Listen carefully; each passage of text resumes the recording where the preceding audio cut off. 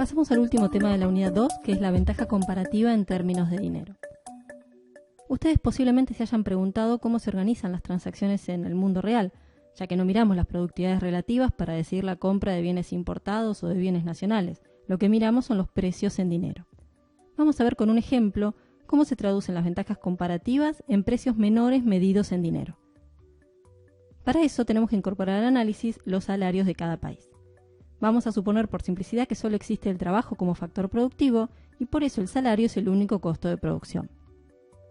Si quieren practicar, pueden poner pausa e identificar mirando la productividad, es decir, la producción por hora, qué país tiene ventaja absoluta en tela y en vino, y qué país tiene ventaja comparativa en la producción de cada bien.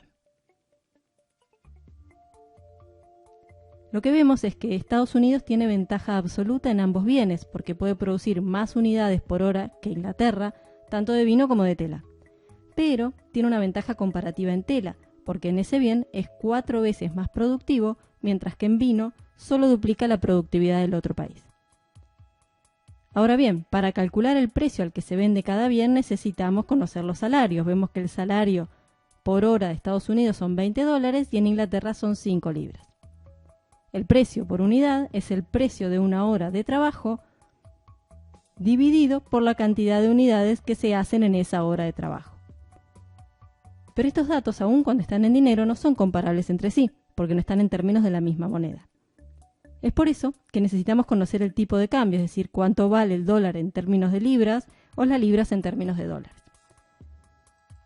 Supongamos que una libra vale $1,6 o lo que es lo mismo, que un dólar vale 0,625 libras. En otras palabras, el tipo de cambio libra-dólar, es decir, la cantidad de libras que necesitamos para comprar un dólar, es de 0,625. Ahora sí, podemos comparar los precios.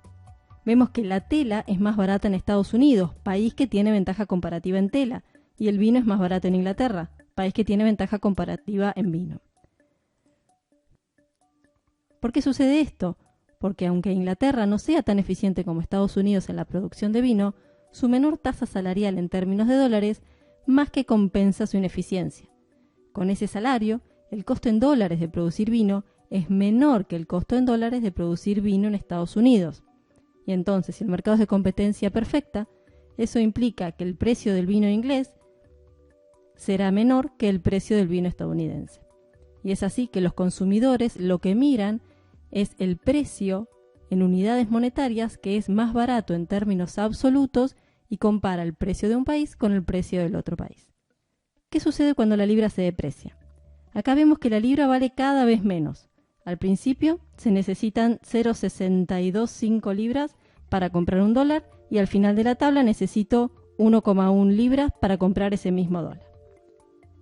Primero, vemos que el salario de los trabajadores ingleses se hace cada vez más barato medido en dólares y entonces los precios de los productos ingleses se hacen cada vez más baratos con respecto a los de Estados Unidos.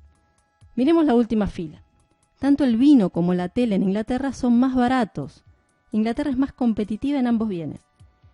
¿Esto es sostenible a largo plazo? David Hume diría que no. Recordemos el mecanismo flujo mercancía-precio con la teoría cuantitativa del dinero detrás. Inglaterra exportaría ambos bienes, aumentaría la cantidad de metales preciosos, y si la velocidad de circulación de dinero y la cantidad de transacciones permanecen constantes, ese aumento en la cantidad de oro aumentaría los precios internos. De igual forma, la salida de oro de Estados Unidos disminuiría la oferta monetaria y los precios empezarían a bajar. Es decir, gradualmente los precios de los bienes ingleses serían cada vez más caros con respecto a los de Estados Unidos, hasta que Estados Unidos pueda comenzar a exportar algo. ¿Y qué va a empezar a exportar Estados Unidos? ¿Cuál es el primer bien en el que va a ser competitivo? El bien en el que tiene ventaja comparativa, tela. Vemos entonces que el tipo de cambio nunca podría estar mucho tiempo por encima de 1. Este es el límite superior del tipo de cambio. En términos más modernos, esto lo podemos ver con el mercado de divisas. Acá vemos el mercado de divisas en Inglaterra, donde se mide la cantidad de divisas, que vendrían a ser los dólares, en términos de su precio, que sería el tipo de cambio. Y el efecto que tiene un aumento en las exportaciones de Inglaterra es incrementar la oferta de divisas. Ahora hay más divisas provenientes del otro país que llegan al mercado.